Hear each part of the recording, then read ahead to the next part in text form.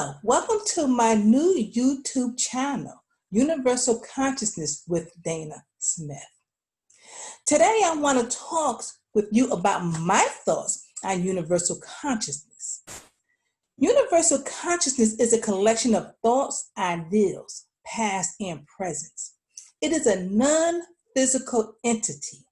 It can be felt and experienced on different levels of our physical existence. It holds everything like a computer chip or a storage device, but it never runs out of space. Every thought, belief, ideal, concept that was ever said or will be said is stored in this entity. When you think about this universal consciousness, it can also be recognized as a spiritual entity. It has no beginning and no end. It just is. Just like energy, it has no beginning and no end. It just is. The same thing with light. And of course, the same thing with God. It has no beginning and no end. God is the Alpha and the Omega. Isn't that the same with energy, light, spirit, and consciousness? In order to be conscious, you have to be conscious of something. And God is conscious of itself. It creates from within itself, and it knows all things. Ecclesiastes 1:19 says, "The thing that hath been, it is that which shall be, and that which is done is that which shall be done. And there is no new thing under the sun."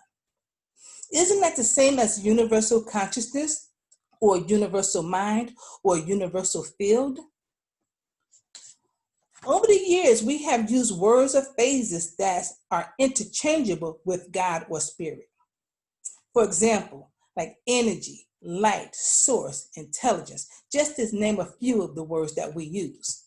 I like the word intelligence in the place of God. It describes the nature of God. I think we can all agree that if everything was created and sustained by the one thing, no matter what we call it, it has to be intelligent. Genesis 1:1 says, "In the beginning, God created heaven and earth." John 1:1 says, "In the beginning was the Word, and the Word was with God, and the Word was God."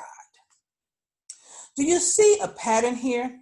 Everything is created from the one thing that makes your life possible for the next best thing. 2 Timothy 2:15 says, "Study and show yourself approved, rightly divide the word of truth." Proverbs 4:7, "Wisdom is the principal thing, and all thy getting, get understanding."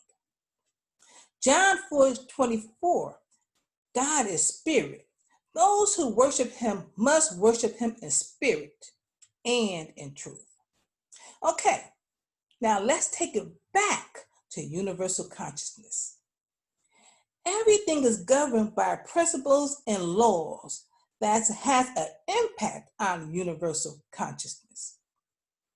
There are 12 plus universal laws that will help you live your best life to the fullest. I'm going to name a couple of those laws. It's the law of divine ones, law of attraction, law of correspondence, the law of cause and effect, the law of compensation, the law of action, the law of preparation, the law of perpetual transmutation of energy, the law of relativity, excuse me on that one, the law of polarity, law of rhythm, and the law of gender. Understanding one or two of these laws, if not all of them, will help you live your best life now. This is how you live your life within intention, on purpose, and not by default. I hope this has been a help to you. And remember, this is a channel that we can all come together and join the conversation. It's all about the universal consciousness, all about spirit, all about God. Here, we can all share the conversation.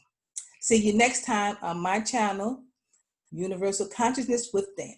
Thank you and make it an awesome day.